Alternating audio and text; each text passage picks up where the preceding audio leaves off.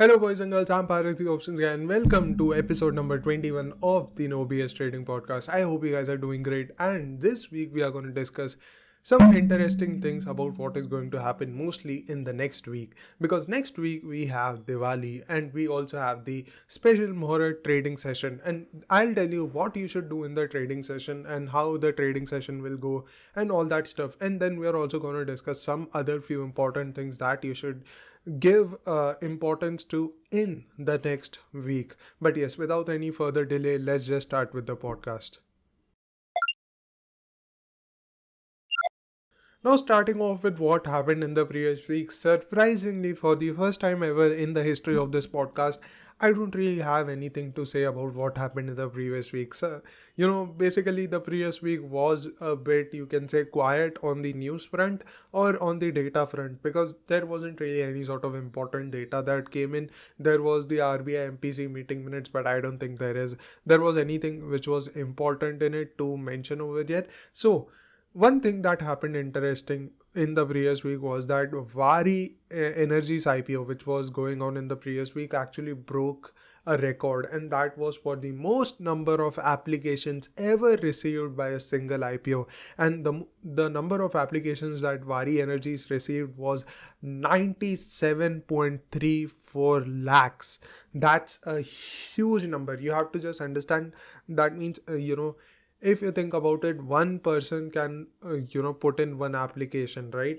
If he puts two applications and both of his applications get rejected, that means one person can put in one application, so that means 97.34 you can say different people applied for Vari Energy's IPO. So if you didn't get the IPO, I can understand. I also didn't get it. I'm also sad. But you know what? Let's just continue and look forward to another, new IPOs that are coming in our markets. But yes, aside from this, nothing really happening in the previous week. So let's move on to what is going to happen in the next week, because next week is a bit of an interesting week for the Indian markets.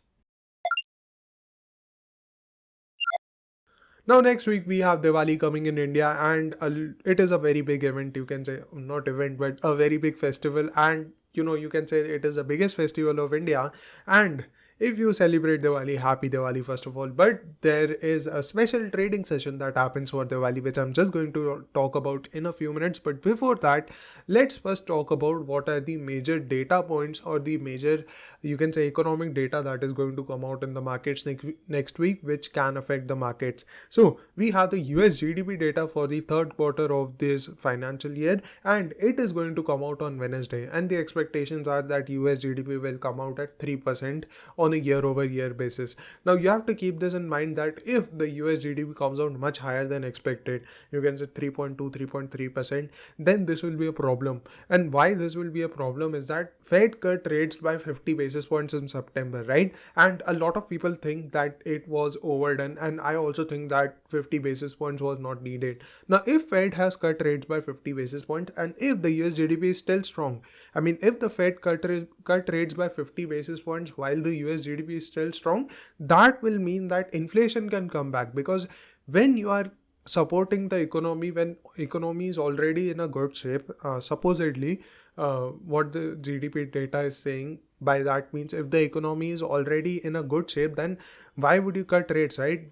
The rate cuts will only increase the inflation. If inflation increases, then that means rates will need to be hiked to decrease inflation. So keep this in mind. If the US GDP data comes out much higher than expected, then this is a problem for the Fed, and the markets will react negatively rather than positively. You might think that the markets might react positively because the US GDP data has come out higher than expected, right? But this will be a negative thing because of the reasons that I said to you right now.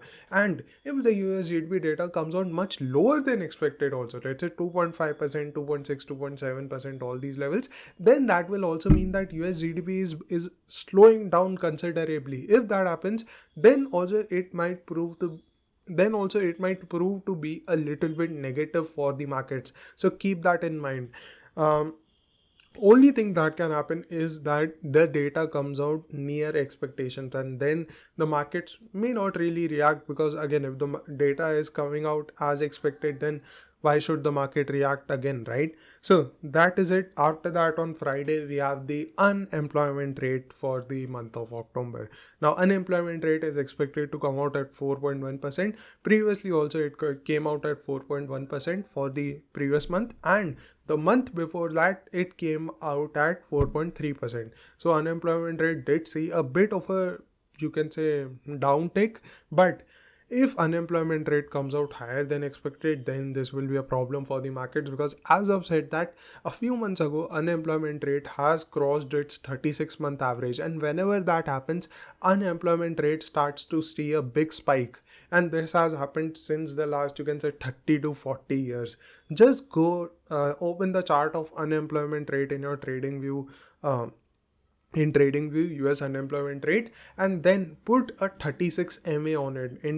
Go to the indicators tab, open the moving average, click on the moving averages indicator and set the value at 36, and you'll see that whenever the unemployment rate has crossed its 36-month moving average, it has always resulted into a very big spike in unemployment since the last 30 to 40 years. So if unemployment starts to rise, then we are getting an indication that unemployment rate might be on an upward trajectory over here, and things might get bad very fast from here. So keep that in mind. But yes, that unemployment rate is going to come out on Friday, and on Friday what we have in Indian markets is the Muhurat trading session. So on Friday, the markets will not be open in the morning like they do from 9 a.m. to 3:30. Rather, the markets will be open in the evening. And why does this happen? It is just a normal, you can say procession that happens every year, that, and NSE does just for, you can say, goodwill or good luck,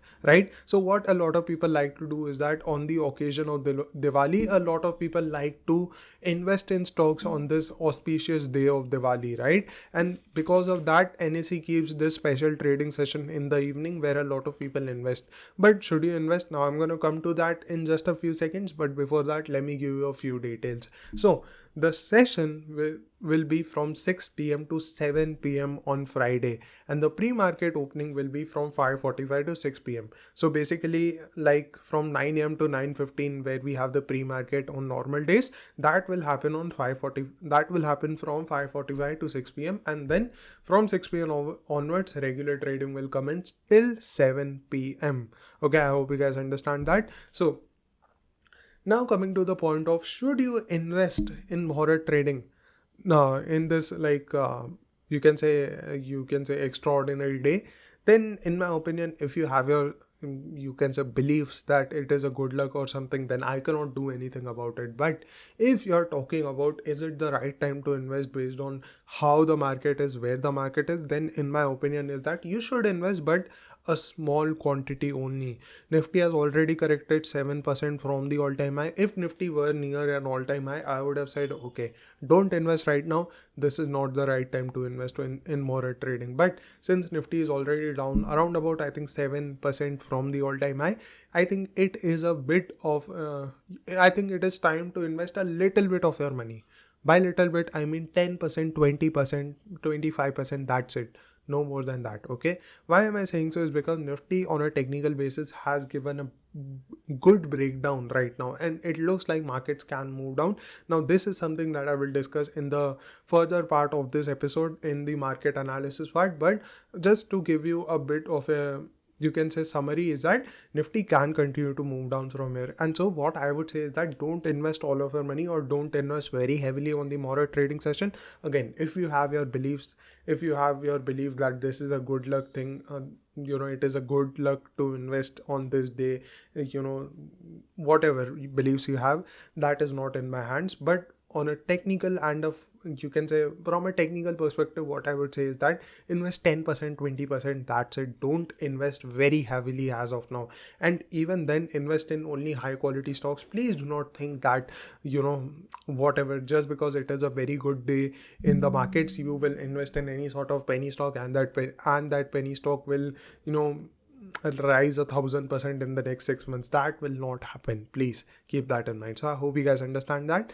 But yes, that is it for what are the major events happening in the next week. But one event that is going to happen not in the next week but in the week after that is the US elections. Now keep this in mind. The US elections are going to be pretty volatile for the US markets, which means the volatility will also come in our markets. So keep that in mind. If you are trading in the markets, if you're taking positional bets in the market, then please beware.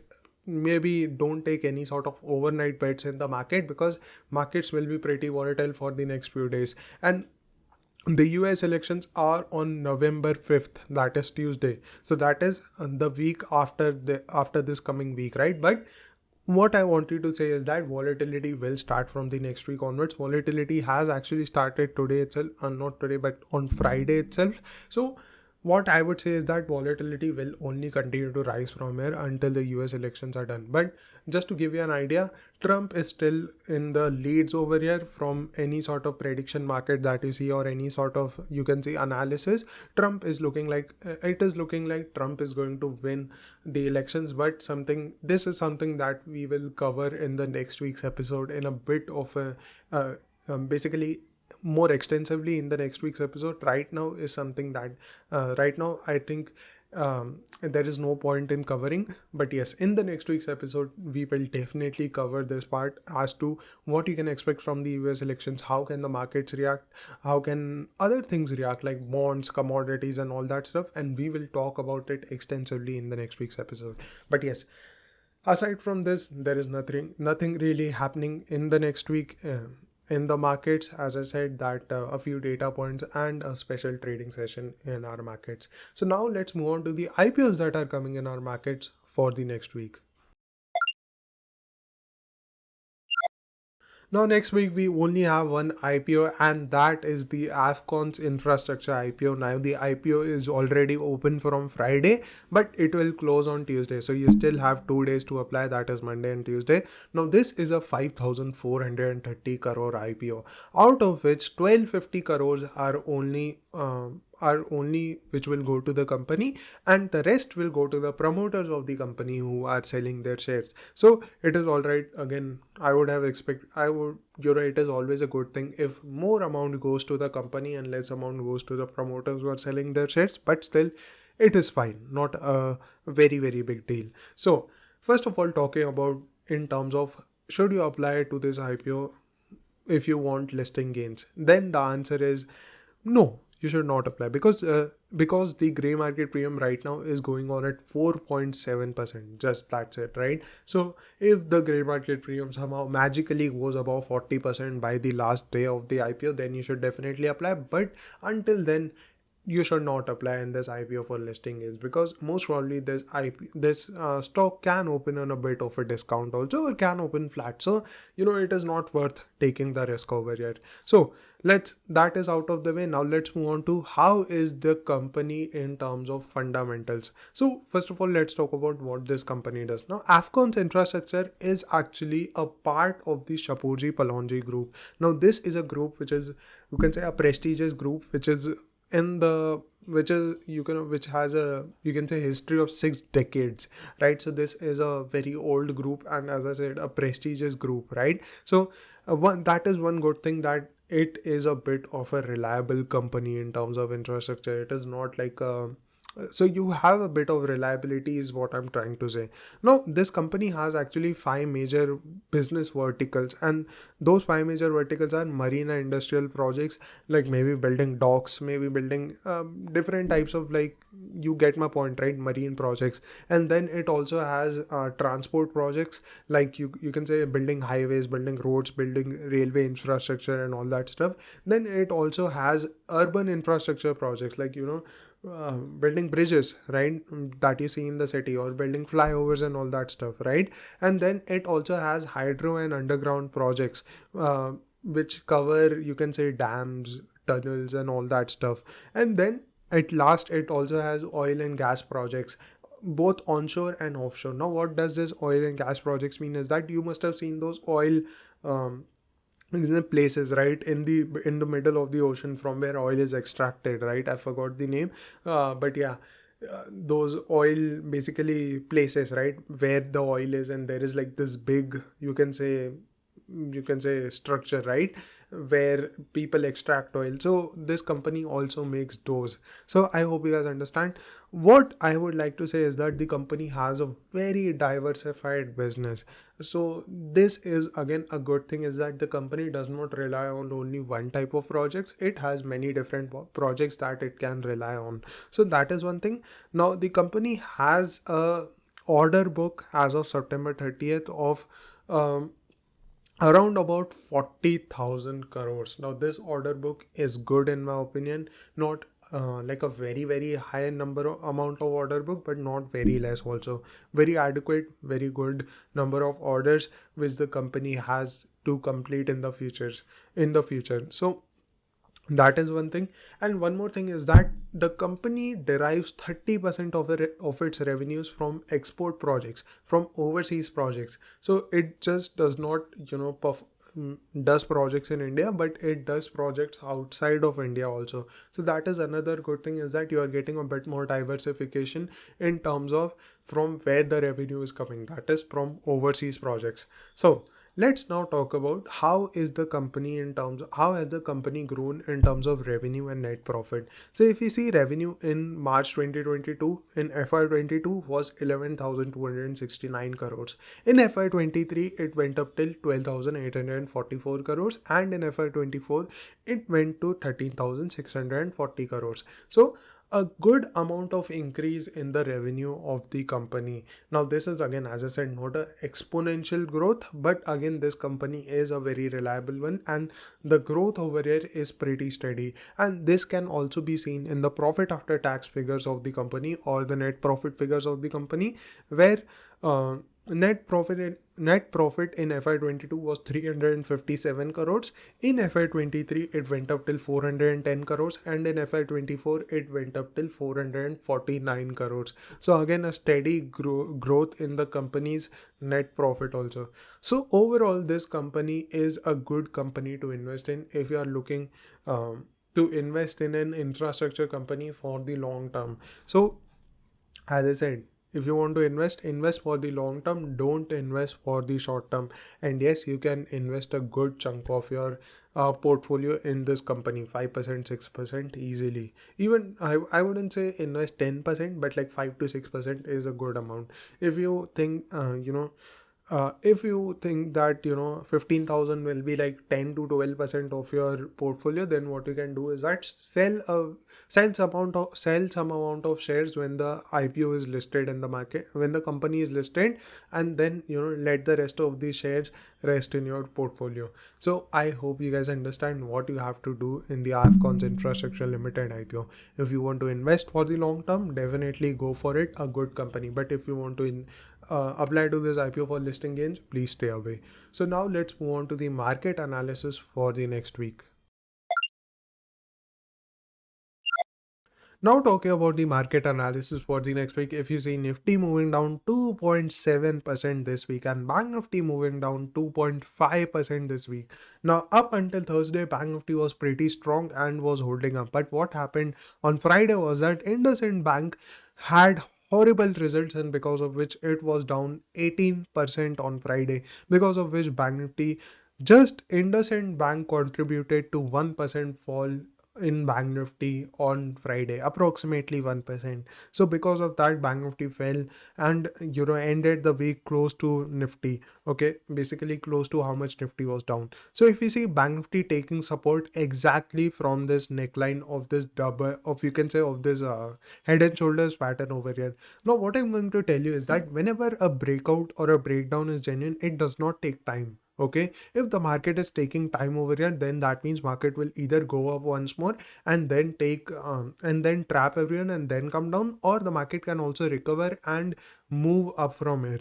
If the breakdown has to happen, it will happen very fast. Even if the market opens with a gap up or starts to move up a little bit, it will see a very strong rejection from upside and will move down very fast from here. Okay, so that is it for bank nifty. Talking about nifty over here, nifty continues to move down. Nifty was already given a breakdown of this head and shoulders pattern over here, and it is continuously moving down over here. Now this target of this head and shoulders pattern comes out near 23,300 or 400 something, but you can easily say that nifty can move down till 23,500 over here.